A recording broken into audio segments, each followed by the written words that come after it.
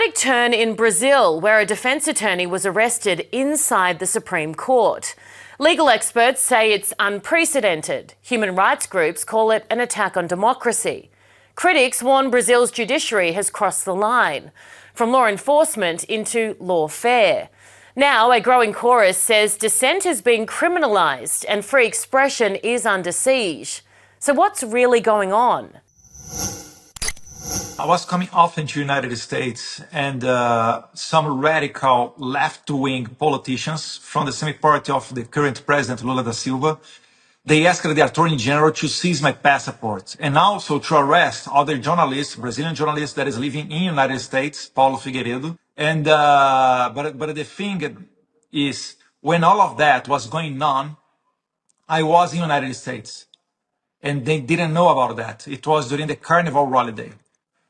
So when they asked for the Attorney General to seize my passport, the justice from the Supreme Court, Alexandre de Moraes, got the case to him and gave 5 days to the Attorney General to answer this question, as yes or no question, very simple one, to seize my passport. So when they discovered that I was in the United States, the Attorney General did not answer Moraes within 5 days. I start to delay my trip back to Brazil, and the Attorney General never answered this question, this request from Alexandre de Moraes. So after 18 days, I decided that it wasn't safe to go back to Brazil, because in the case that they seize my passport, automatically they would put me in the same investigation of Elon Musk. Elon Musk is under investigation in Brazil. It's called the fake news inquiry on the hands of Alexandre de Moraes, or maybe in the investigation about the January 8th coup d'etat that I call the Disneyland coup d'etat. I can explain that better later. And after I announced, I did a video saying that I'm going to exile myself with my family in the United States. And right after that, in 2 hours, so the Attorney General answered the request from Alexandre de Moraes, saying that he was not going to seize my passport. And at the same days, Alexandre de Moraes dismissed the case, saying that my activities in the United States wasn't illegal. It is clear that it's not illegal. What I'm doing here is a congressman work, trying to get some support from outside. It's a thing that all of the left-wing politicians in Brazil did in the past when Bolsonaro was the president of Brazil and things like that. But the problem is, even dismissing the case, everybody knows that Alexandre de Moraes can, from one day to the other, seize my passport, put me on investigation that he controls, because he did that in the past. Not always Alexandre de Moraes follow the orders of the Attorney General. Only to give you one example is the Felipe Martins case, the former special advisor for President Bolsonaro. He was arrested for more than 6 months. And twice, the Attorney General asked Alexandre de Moraes to release him, to let him go free. And Alexandre de Moraes did not follow the orders of the Attorney General. So this is the point that we are now. And they are scared that I'm here in the United States because they know that I'm in contact with some American authorities, and Alexandre de Moraes, he is in risk to receive some Magnitsky Act sanctions, which means that he would lose his American visa and got his bank account blocked and things like that. So this week, a part of the Supreme Court, five justices from the Supreme Court, they were deciding if they are going to start the case against Bolsonaro and other 6 people accused of this Disneyland coup d'etat on January 8th of 2023 in Brazil. So during this judgment, as Felipe Martins is in the same case, all right? They were deciding about 7 people to start a process, to start a trial against them. But Felipe Martins is in the same case. So for sure, his lawyer would like to go there and see this judgment. But he was forbidden to get inside of the room. He got really, and he tried a lot, like he's a very polite man. He's a former high-level judge, the lawyer of Felipe Martins. His name is Sebastião Coelho. And he tried to get into the room, which is his right. He's a lawyer, you know. You cannot prevent a lawyer to follow all the steps of a judgment that is straight, direct, connected with your client. But he was forbidden to go inside of the room. And at a point, one of the securities of the Supreme Court said that Alexandre de Moraes told him to arrest the lawyer. So this is just unbelievable. Alexandre de Moraes is so powerful. He feels so comfortable to do whatever he wants that he can do things like that. And the whole world is watching.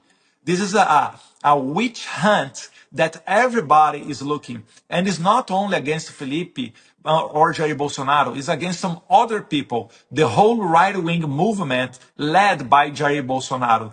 So in fact, who is on trial is not only Bolsonaro, but the whole movement that he represents. And is a hope, and there is a hope of this movement can save Brazil from the risks of socialism. So the Supreme Court, what they are doing is they are trying to jail Jair Bolsonaro. If you, for example, if you compare this case of the coup d'état from Disneyland with the case of the corruption scandal that we call Mensalão during the Lula's first term when he was president at the beginning of the 2000s.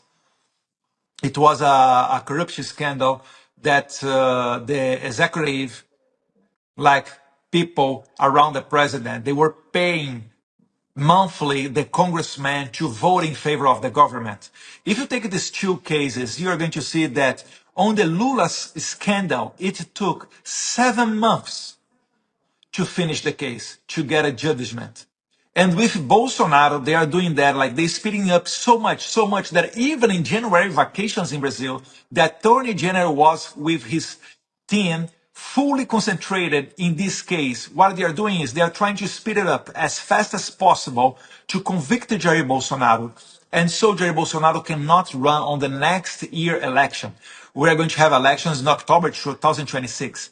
And Bolsonaro is leading all the polls.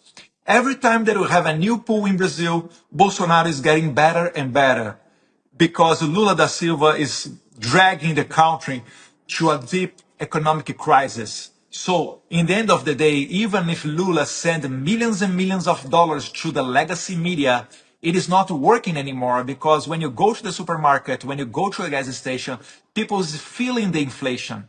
And this is all, you cannot ride all of that. So that's why they are doing this. And all the other cases that they made a carnival, they tried to create a narrative to incriminate Bolsonaro.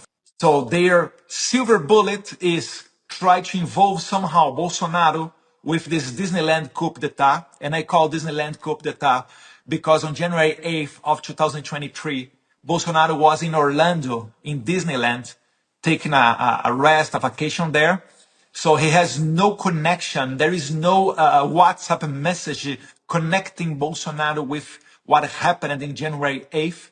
But anyway, they are trying to create a narrative and imprison Bolsonaro and maybe imprison him for almost 40 years to see if someone inside of the prison can kill him.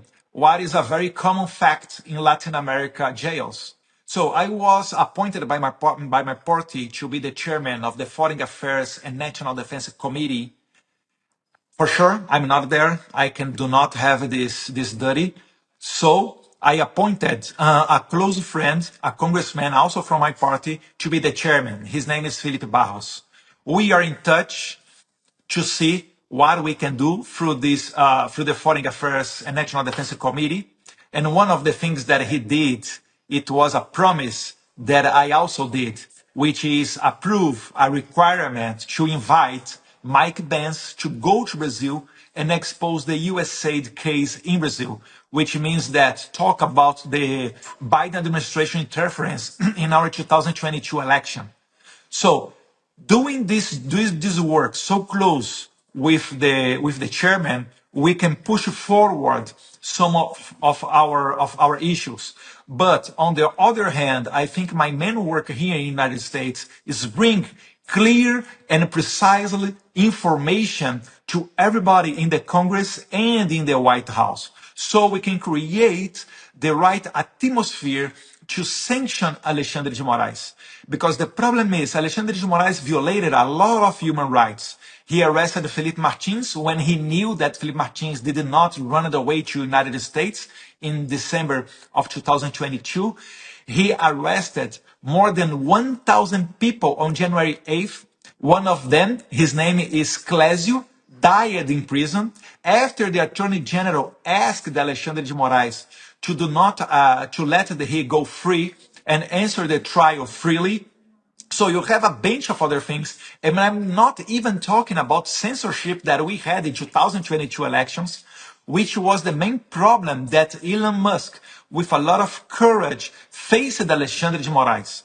And then he opened the emails that at that time Twitter changed with the Supreme Court and with the Electoral Court, with the Justice Committee of the US Congress.